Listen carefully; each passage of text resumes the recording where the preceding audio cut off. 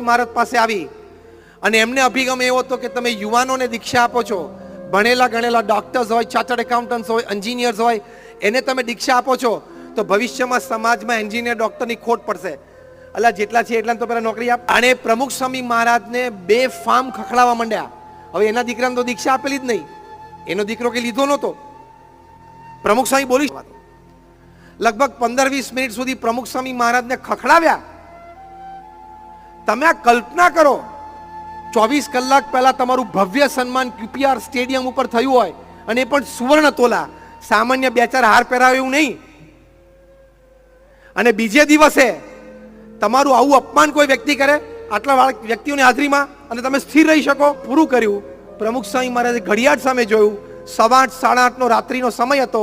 પ્રમુખ સ્વામી મહારાજે ખૂબ પ્રેમથી મૃદુ ભાષામાં અને શબ્દોમાં કહ્યું કે જમવાનો સમય થઈ ગયો છે.